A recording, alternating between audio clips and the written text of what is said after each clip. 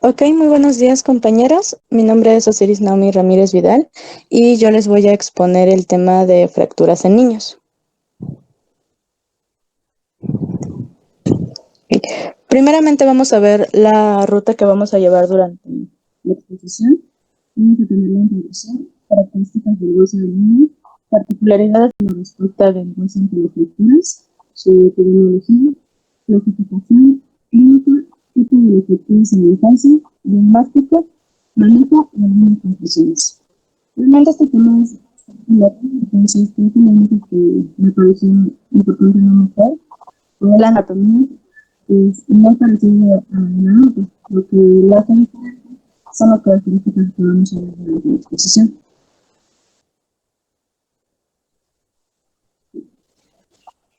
En introducción, primeramente vamos a recordar que las fracturas de discontinuidad como consecuencia de algún esfuerzo excesivo que va a superar la resistencia del mismo hueso. Este va a depender tanto de la fuerza como de las características del hueso. Los niños no se pueden considerar como un adulto pequeño, ya que van a presentar diferencias anatómicas, fisiológicas y biomecánicas que el adulto no tiene. La fuerza del crecimiento de su esqueleto en general se va a iniciar desde la época del lactante y va a terminar en torno de 18 a 19 años. El tejido óseo infantil presenta una serie de características en su composición que difieren bastante del adulto. Estas particularidades condicionan que en la edad de infantil la respuesta del hueso del traumatismo sea distinta y se produzca tipos de fracturas exclusivos de esta edad.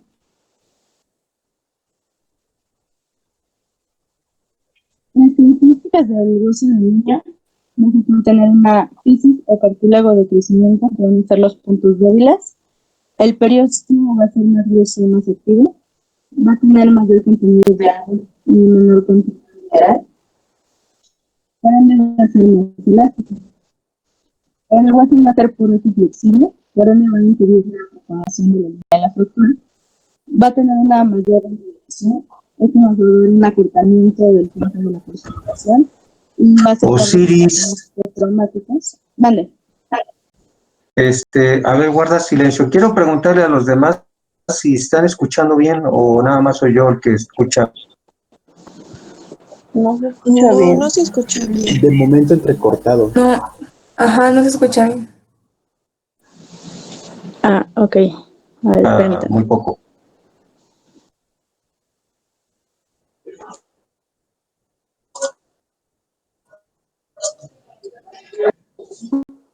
Es que estamos teniendo problemas con tu audio. No se escucha lo que dices.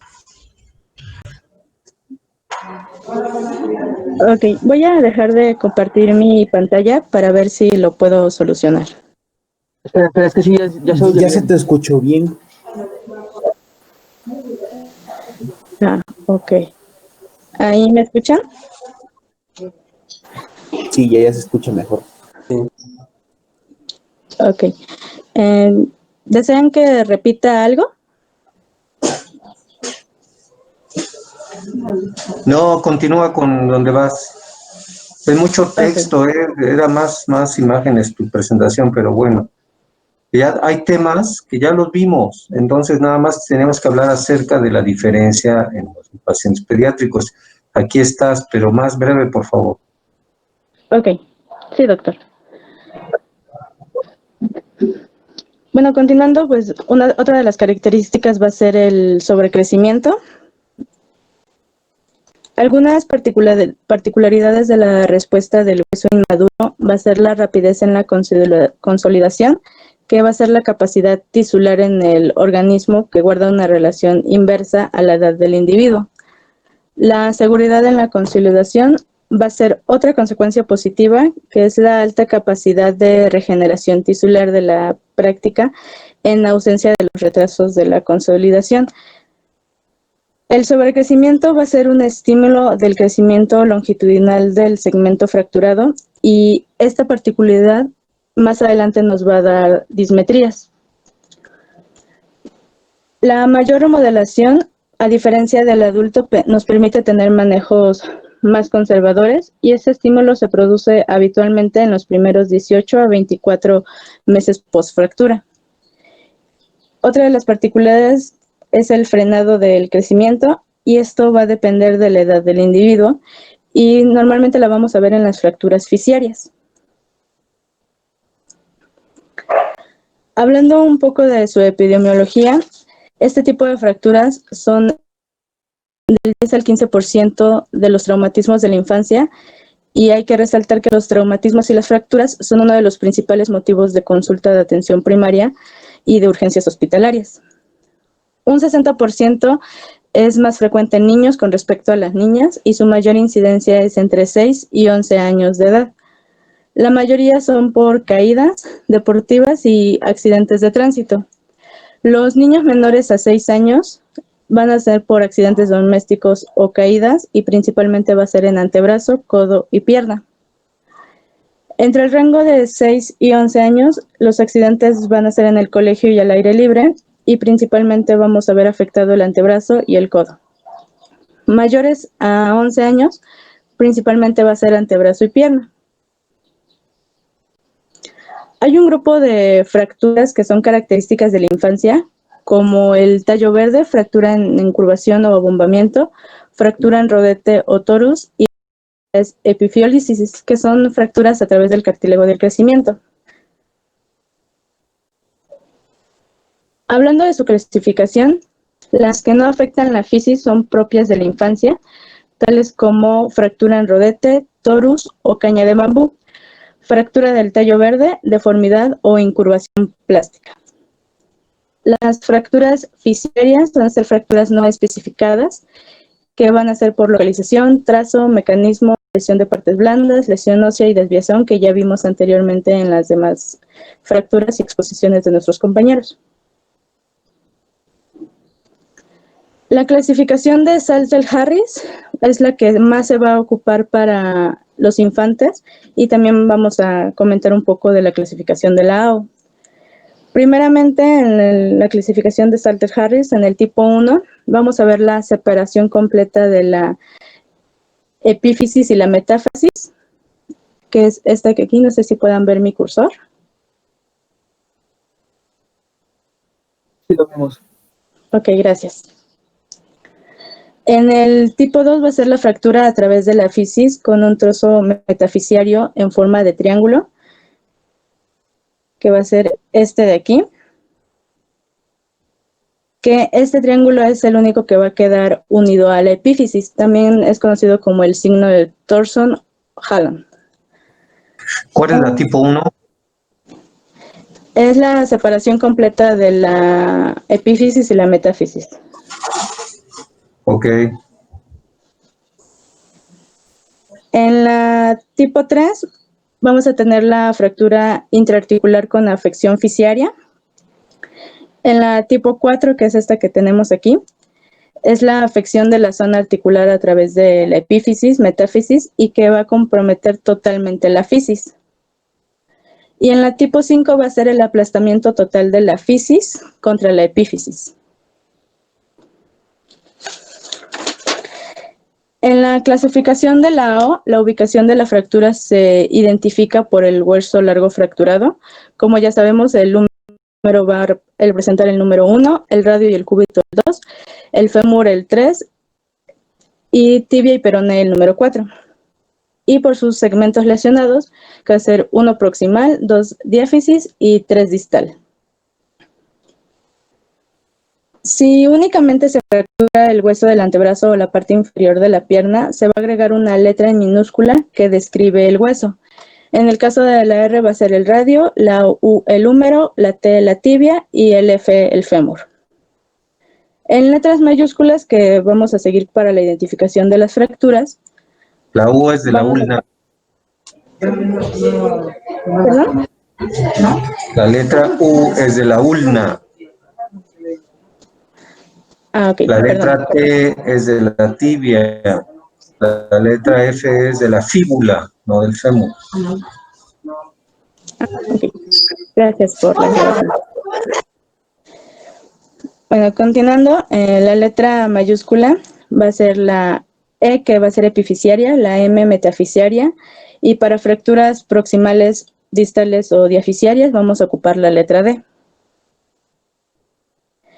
Encontré otra clasificación que realmente no se ocupaba mucho, pero en mi fuente la mencionaba, entonces decidí ponerla, que es la clasificación de Bustilo y Anderson de fracturas abiertas. La va a dividir en tipo 1, tipo 2, tipo 3A, 3B y 3C. En la tipo 1, la herida tiene que ser menor a 1 centímetro, el grado de contaminación va a ser limpia y el daño a partes blandas va a ser mínimo. En el daño óseo va a ser simple y mínima conminución. En el tipo 2, la herida tiene que estar entre 1 y 10 centímetros, la contaminación va a ser moderada, el daño a partes blandas es moderado y algún daño muscular, y el daño óseo va a ser conminución moderada. En la tipo 3A, B y C, la herida tiene que ser mayor a 10 centímetros, la contaminación va a ser severa, y en el tipo 3A, el aplastamiento severo de las partes blandas permite la cobertura ósea. En la 3B, la pérdida extensa de partes blandas que no permite la cobertura ósea. Y en el tipo 3C va a ser lo mismo que la 3B, más la lesión vascular que precisa reparación. En todas las tipo 3, el daño óseo va a ser la conminución de moderada a severa. Ya entrando de lleno a lo que van a ser las fracturas características de niños, va a estar la fractura en rodete o tipo torus, que esta va a ser estable e incompleta. Suelen producirse entre la metáfisis y la diáfisis, más frecuentemente en partes distales del radio, tibia, fíbula y fémur. El mecanismo de la lesión va a ser compresión axial del hueso ante la caída. Clínicamente vamos a encontrar dolor, impotencia funcional y signos locales ligeros sobre la región afectada. No va a existir una deformidad, puesto que no hay desplazamiento entre los fragmentos. Aquí en la radiografía se puede ver el abombamiento característico de esta fractura. No sé si puedan verla.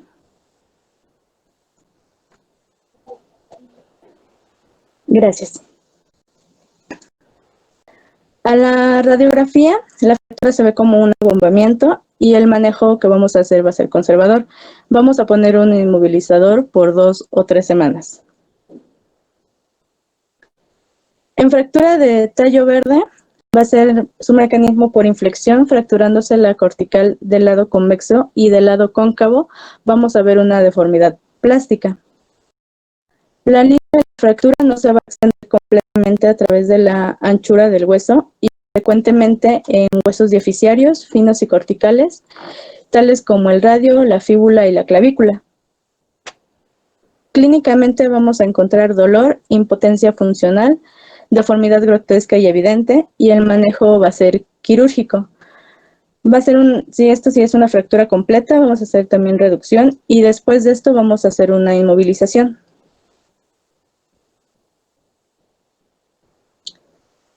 En la fractura de deformidad o incurvación plástica, el mecanismo va a ser una inflexión, vamos a tener deformidad sin llegar a rasgos de fractura macroscópicas. Puede observarse la fractura completa del hueso en paralelo. El mecanismo productor suele ser directamente sobre el hueso o bien indirecto por alguna caída sobre la palma de la mano del antebrazo. Clínicamente vamos a encontrar deformidad y escaso dolor e impotencia funcional. Esto si no hay alguna fractura asociada. El manejo conservador, dependerá de la intensidad de la fractura y de la deformidad.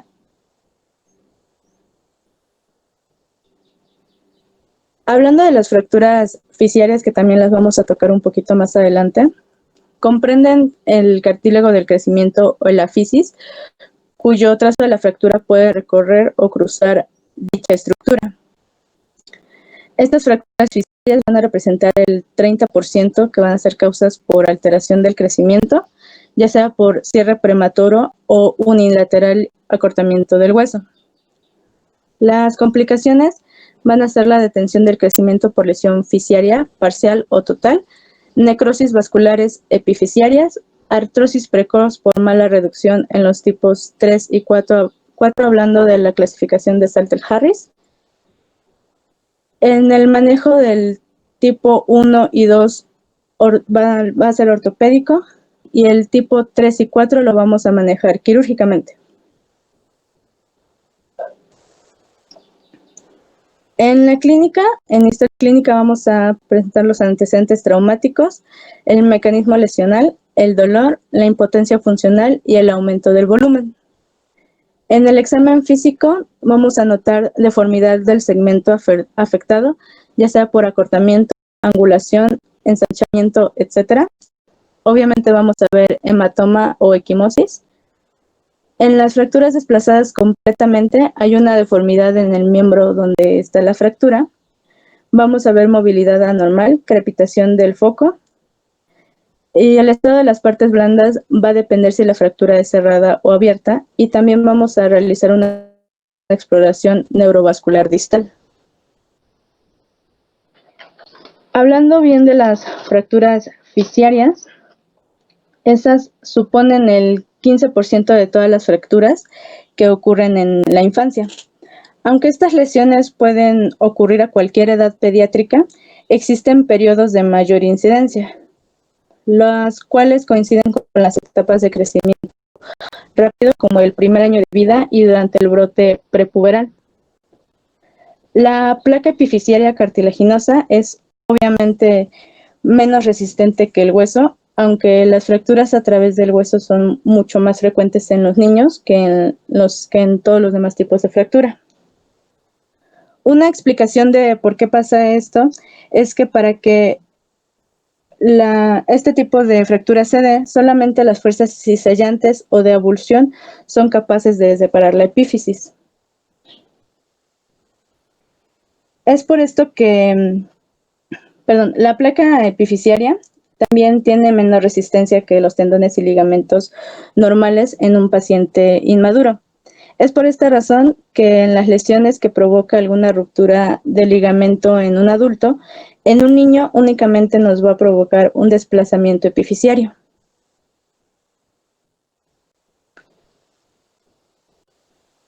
En el diagnóstico, como ya vimos, nos vamos a hacer la historia clínica y el examen físico. A nivel de imagenología, vamos a pedir dos radiologías, siempre de 2 proyecciones. Esto para asegurarnos una proyección comparativa, y esto nos va a ser útil para controlar la evolución y los resultados del tratamiento para detectar posibles complicaciones. Otros estudios que podemos manejar es la ecografía como primera elección en estudios de tejido blando, la TAC en fracturas complejas, intraarticulares y algunas luxaciones, y resonancia magnética en exploración articular exclusivamente para rodilla.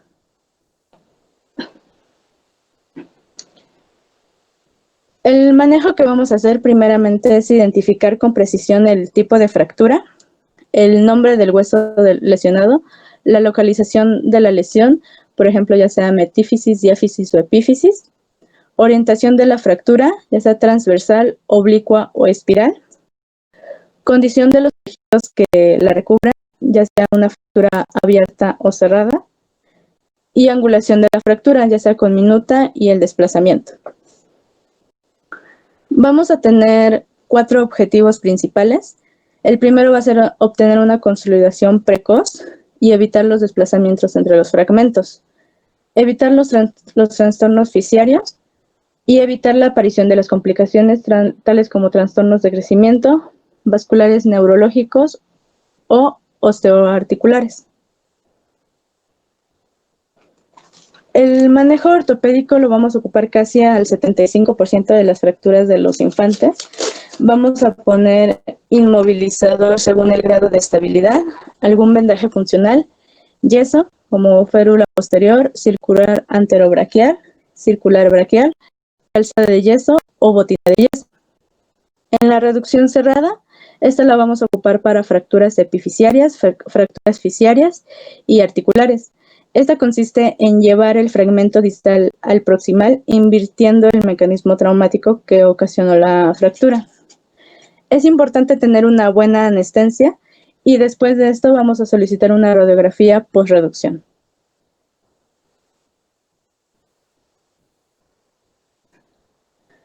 En el manejo quirúrgico únicamente se va a ocupar para fracturas intraarticulares, fracturas fisiarias cuyo trazo va a afectar a la articulación requiriendo de una reducción anatómica, ya sea con el tipo 3 y 4 de la clasificación de Saltel-Harris, fracturas del cóndilo lateral y epicóndilo medial del húmero, fracturas desplazadas, supracondilias y cuello radial. También el manejo quirúrgico lo vamos a ocupar para todas aquellas fracturas cuyo tratamiento representa una mayor ventaja sobre el tratamiento cerrado. Por ejemplo, algunas fracturas diafisiarias de los huesos largos. También lo vamos a ocupar para las fracturas abiertas con grave lesión en partes blandas, fracturas con lesiones vasculares y fracturas con pérdida de masa muscular. El manejo quirúrgico siempre lo vamos a ocupar que exista alguna dificultad para utilizar el tratamiento conservador.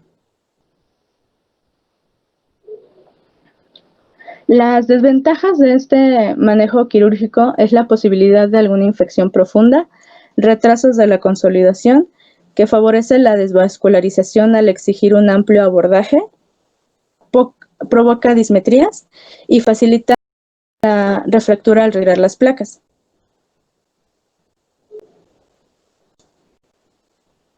Las complicaciones no suelen ser frecuentes y existe mayor prevalencia en niños cercanos a la madurez esquelética. Principalmente vamos a tener 5. La pseudoartrosis es muy rara en fracturas habituales en niños, pero también se puede dar en raros casos. La consolidación viscosa generalmente es prevenible con buena reducción y seguimiento de la fractura. La infección es más frecuente en las fracturas expuestas. La necrosis avascular es rara y es más frecuente en fracturas desplazadas del cuello femoral. Y el síndrome compartimental y lesión neurovascular va a representar el 1% en la tibia proximal y el radio distal.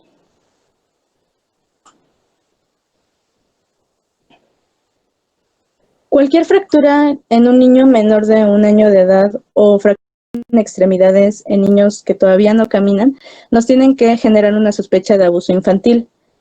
Los patrones de fractura específicos van a ser las fracturas costales posteriores, bilaterales de los huesos largos, fracturas complejas del proceso espinal y además una fractura de repetición que ocurre en algún lugar inusual para lesionarse. Esto nos tiene que levantar la sospecha del abuso infantil.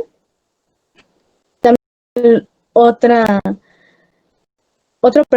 patrón de fracturas es que en la fractura, en un estudio radiológico, la curación no sea correspondiente a la descripción clínica y múltiples fracturas en diferentes etapas de la consolidación.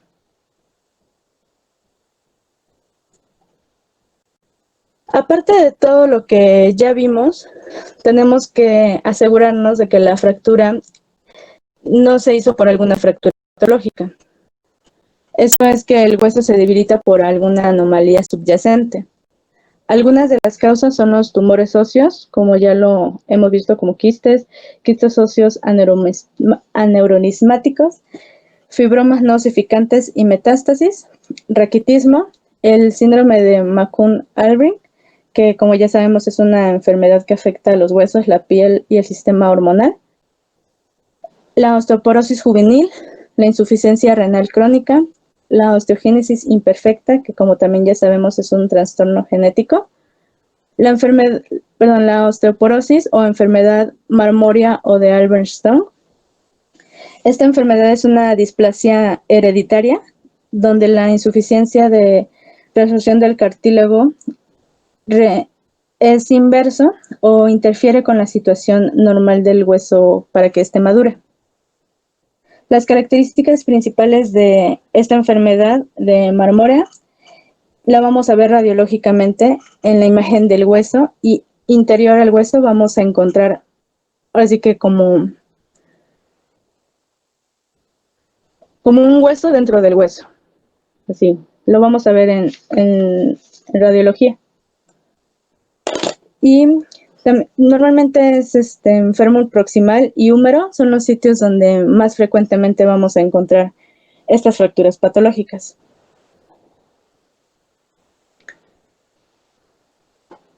Y finalmente, ya entrando en las conclusiones, vamos a tener 6.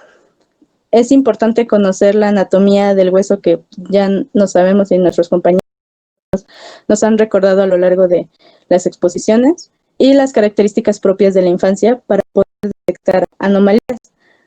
Saber la reacción del hueso del niño frente a la fractura es fundamental para que podamos instaurar un tratamiento precoz. El niño no es un adulto pequeño, como lo mencionamos al principio, y su esqueleto tiene reacciones diferentes a un trauma, lo que hace tener fracturas propias de la infancia, y es primordial conocerlas para poder identificarlas. Conocer las alteraciones radiológicas de los tipos de fracturas es primordial para hacer un diagnóstico oportuno y precoz. Y siempre vamos a tener que privilegiar el manejo conservador versus el quirúrgico, ya que el niño tiene mejor tolerancia a este. Y nunca debemos olvidar las fracturas que nos pueden hacer sospechar de algún maltrato infantil.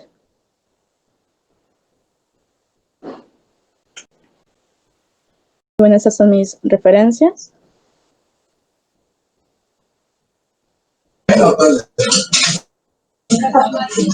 Ok, doctora Osiris, mira, mañana, sin falta, nos vas a traer una clasificación específica de las fracturas supracondíleas en los niños. Hablamos del codo, ¿sí? Sí. Fractura supracondílea, clasificación en niños y cuál es su manejo. Diapositivas con imágenes de las fracturas y del tratamiento quirúrgico para que sepamos qué es lo que se hace. Es de las más frecuentes en los niños, las fracturas supracondíleas. Esa zona del codo por arriba de los epicóndilos se fracturan muy fácilmente. Y hablar del tratamiento de estas fracturas es un poquito controversial. Aquí en el hospital apenas tuvimos un caso, un niño de 6 años, fractura completa supracondílea desplazada y rotada. Ese niño se le manipuló la fractura y se le colocó un yeso inmovilizando el codo. A la semana se le tomó el control radiográfico y la fractura ya estaba desplazada. Por la acción de los músculos epiteliales, epicondíleos, la rotan y la desplazan. Entonces lo tuvimos que meter a quirófano. En quirófano se hizo el intento nuevamente de hacer la reducción cerrada. No se pudo. Tuvimos que abrir,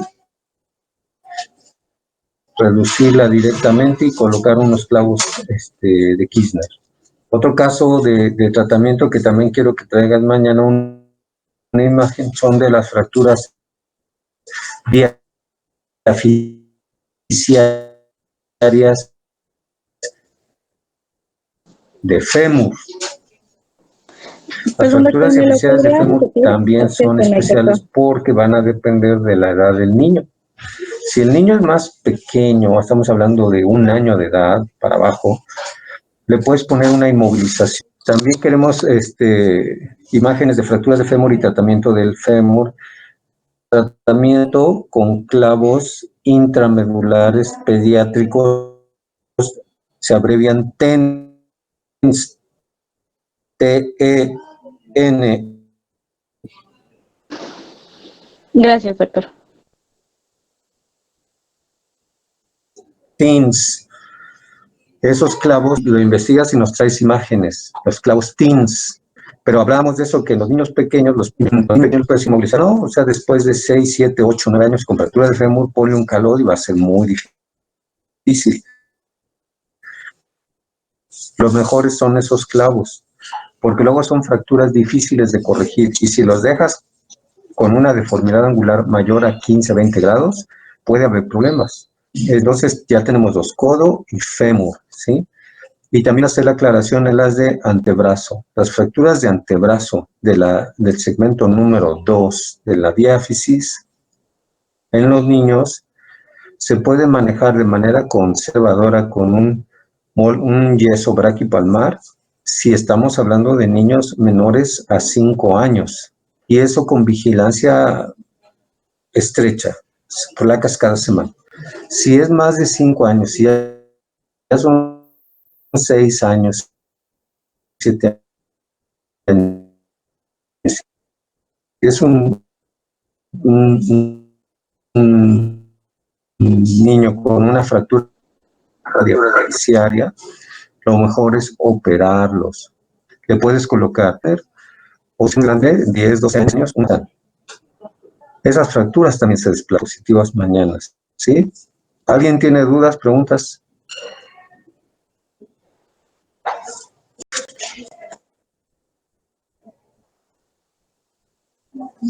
En relación a la clasificación de Salter y Harris, que nos habla de la lesión de la fisis, del cartílago de crecimiento,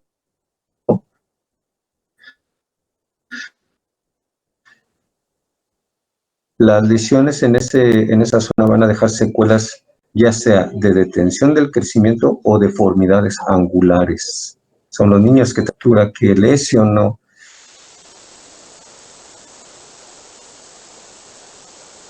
la fisis, cartílago de crecimiento.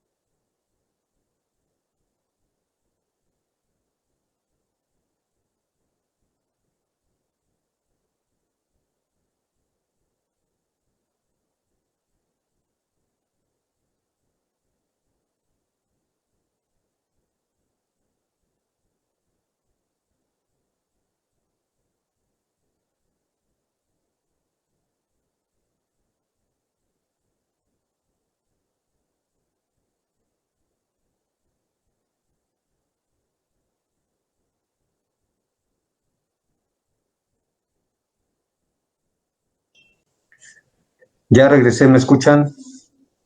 Sí, doctor. Sí, doctor.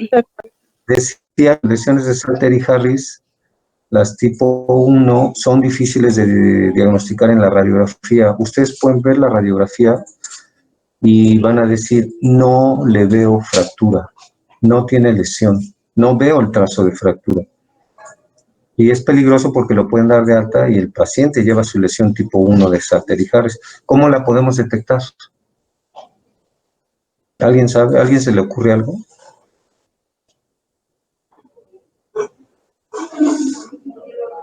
Es fácil, la respuesta. Bueno, la respuesta es esta, y no solo para estas lesiones, sino en general en niños, siempre, de los siempre y para siempre, le deben de tomar placas de los dos lados, del lado fracturado y del lado sano. Siempre deben de pedir placas comparativas. Las imágenes de las fisis, de las zonas de crecimiento, muchas veces nos confunden.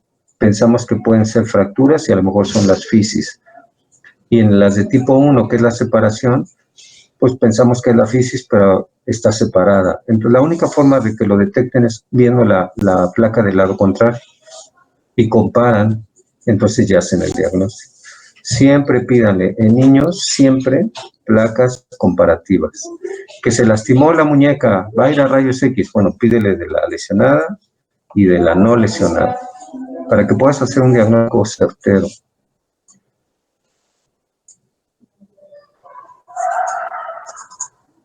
Bien, entonces quedamos pendientes mañana las lesiones del codo, la clasificación de fracturas del codo y las radiografías de fracturas condilas y de su tratamiento, fracturas de fémur y de su tratamiento. Ok, Osiris. Sí, doctor. Bien. a dar por terminado hoy. Mañana continúa el siguiente tema, porque ya estamos sobre los últimos días y nos vamos a brincar el tema de fracturas de clavícula y nos vamos a ir directo a artritis séptica. ¿Sí?